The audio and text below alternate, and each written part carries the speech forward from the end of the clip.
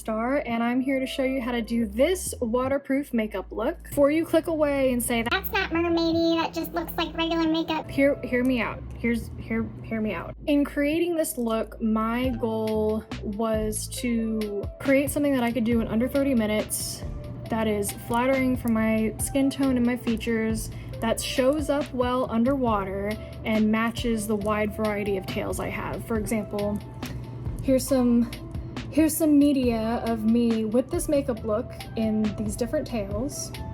And I'll just put a few things here, blah, blah, blah, blah. It's weird pretending that there's like a box next to me.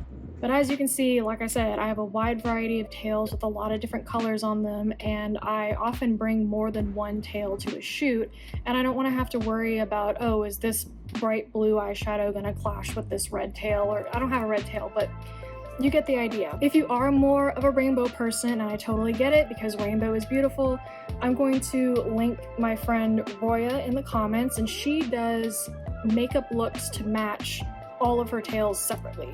So if you have a specific tail and you want a makeup look that is dramatic and matches that tail, definitely go to her. She has what you need. If you have an Elia tail from Finfolk, for example, she has a makeup look tailored specifically to the Elia.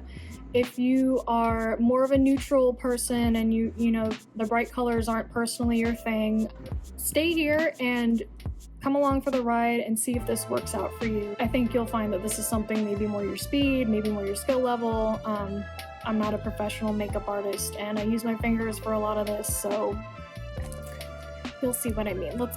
Let's go. So here's the canvas, the blank canvas, just my face. If you really need to put skincare under your makeup, you totally can, but I think it's going to stay better if you don't. Anyway, so blank skin, fresh face, and I'm just going to start going in with the makeup. I start with my eyes, and this is what I use first as my base. It's a super goop. It's like a sunscreen eyeshadow. I actually think that they discontinued this, which is too bad because this is amazing and I love it so much, and it doesn't burn my eyes or anything when something accidentally gets in there, which is nice because every sunscreen in the world except for like one burns my face. So I'm going to apply this all over my eyes just with my fingers. For whatever reason, I find that applying my makeup with my fingers tends to just like press it into my skin and make it stick better. Maybe I'm hallucinating, maybe that's not true, but that's what I do, so here we go. I like to do my eyebrows with a pencil and a little spoolie. This one works really well, the e.l.f. one, but if you don't want to use this one, you don't have to. This is just what I have, and we're using it up, by golly.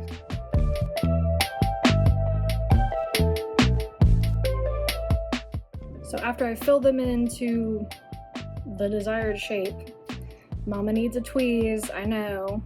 I'm gonna go in with this L'Oreal Infallible. I'm gonna go put this on my brows. Anyway, watch me.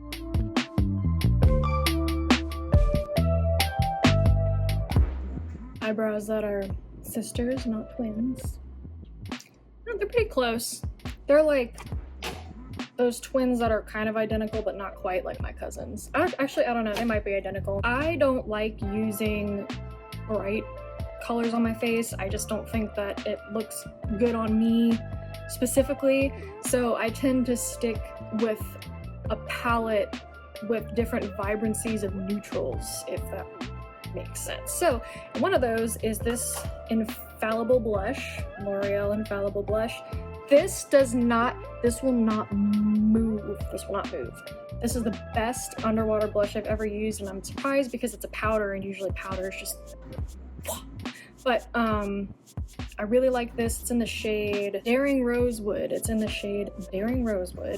And it's a darker blush. And I use this for my eyeshadow too. So I'm going to just put this on and you'll see what it looks like.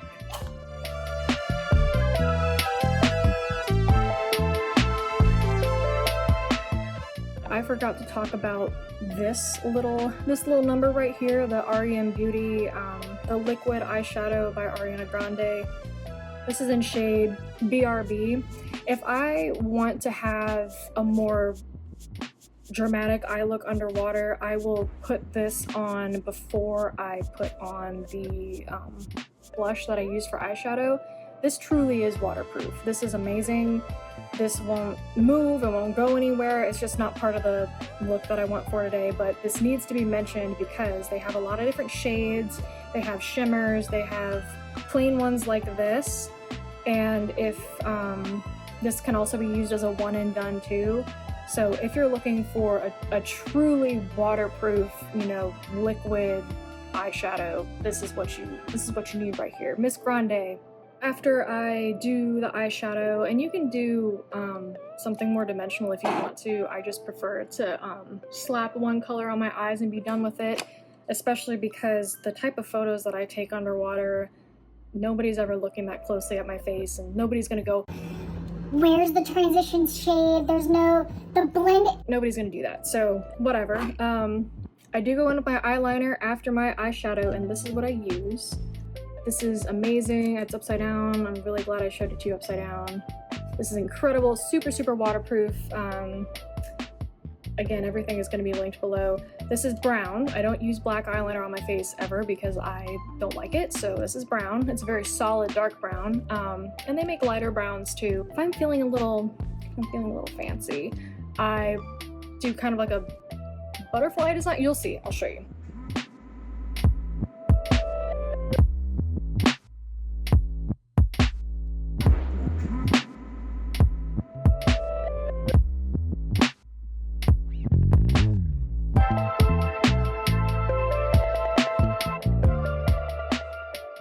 I call it my butterfly wing because it resembles a monarch black and orange design a little bit. So this is what I do when I'm feeling a little froggy and I want to add something interesting to my face without using funky colors that I personally don't like. So after the eyeliner, if you want to do mascara, if you want to do lashes, you can. If you are going to do lashes, I recommend this right there. I recommend using this and a half lash on the outer corner of your eye. Usually when I do this glue and a half lash on the outer corner of my eye, it tends to stay. It's not gonna be perfect, but it tends to stay on there a pretty long time.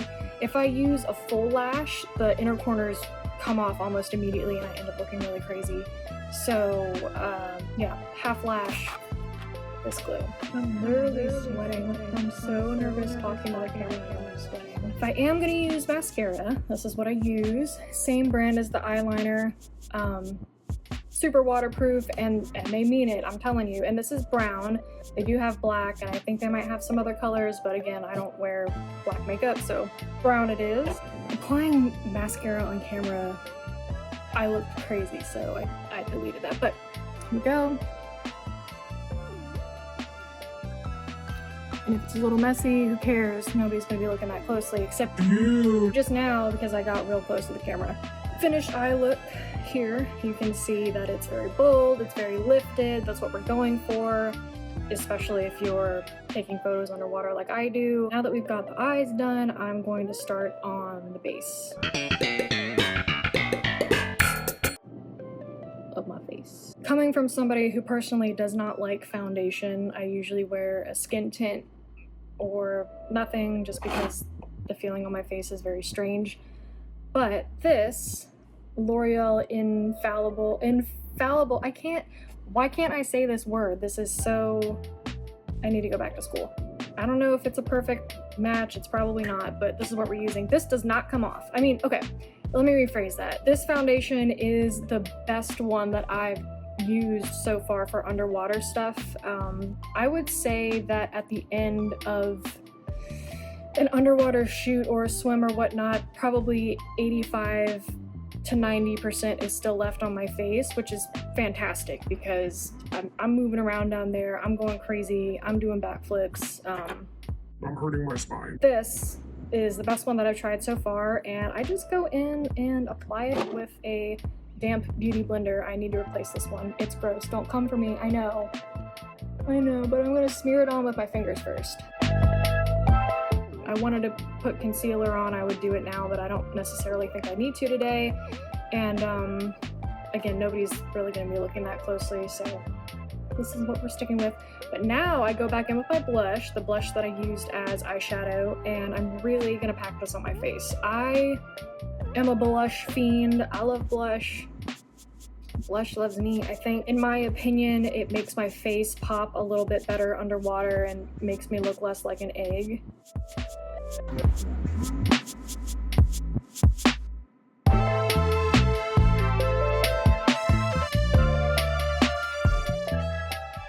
Here's the blush. I don't know, so in real life, it's a bit more intense than how it looks on camera. I also sort of use it as a bronzer. I put some up here, and if you feel like it needs to be blended out a little bit more on your face, you can go in with your beauty blender and just kind of push it around until it looks the way you want it to look. But this is where I usually just leave it here. When I'm done with my blush, I go in with a setting powder. I'll show you. It's one of these two. I can't, it's this one.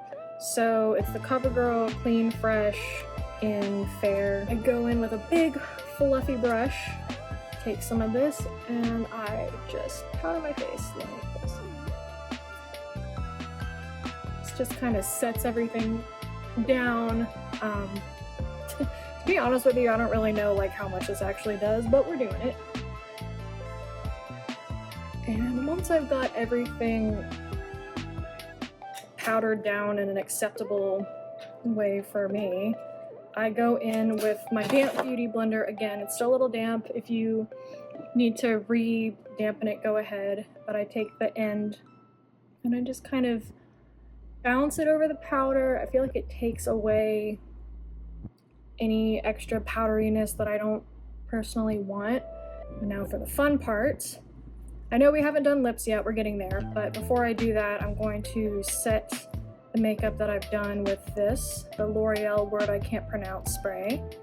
I really like this stuff. It's changed a bit since they first released it. I know people didn't really love the first iteration of it, but this glues my makeup down to my skin. This is amazing. It smells better than it did the first time too. If you get it in your hair, it's a little sticky, but who cares, because we're gonna get wet, so. I usually don't need to respray my face because when they say 36 hours, they really do mean it. But if you, I don't know, if you've been sweating all day and you're concerned and you just want to give yourself a little spritzy spritz before you dunk your face, go right ahead. It's purse size. Now for lips. And I use these things, the NYX Shine Liquid Make It Work. I've heard some people are having trouble finding these. I got these at Ulta, but I have a feeling that maybe they're doing some sort of recall to fix the packaging because this part with the clear liquid in it, it comes off, it doesn't really close very well. It kind of just bounces back when I close it. So maybe they're doing something to fix it. These will not move. These stay on my face like a face hugger. I'm so serious. These will last through a hurricane. You know, God bless, because I'm in Florida.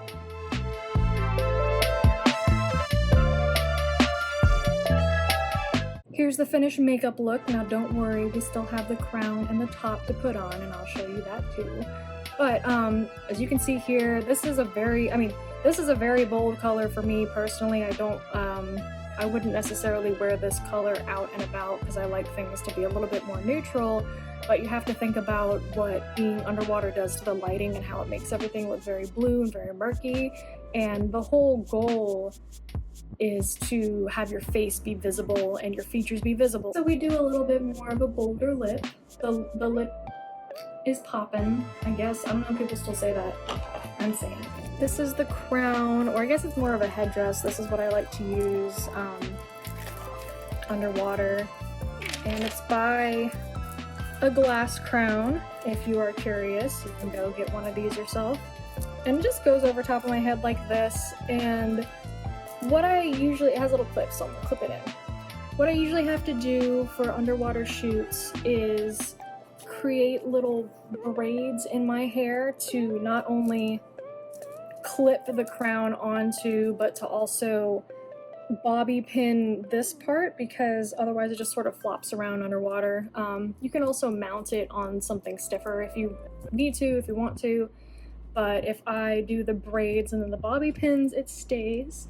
So here, I feel so pretty in my crown. I'll show you guys again, little danglies. We love little danglies. And contrary to what you may think, my hair doesn't get too tangled in all of this. It actually, you know, it's pretty easy to take off at the end of the day. And if you're concerned about your hair getting tangled in a crown underwater, I recommend removing the crown while you're still in the water, and that way it won't pull as hard and just kind of come out. It's harder for me to take off stuff like this if I'm out of the water, because then it just like ties on itself and snags. So little hint, little piece of advice there. But this is the final look. I'm giving my hair a little brushy brush just to give it some volume with the crown, the makeup, the top that I made myself. Thank you very much. And you can let me know if this was super helpful for you and you loved it, or if this literally ruined your life, it was the worst thing you've ever seen. You can tell me that too. But regardless of your opinion, thank you for joining and watching to the end. I had a lot of fun making this, so I'll probably see you guys in the future. And thanks for watching. Bye.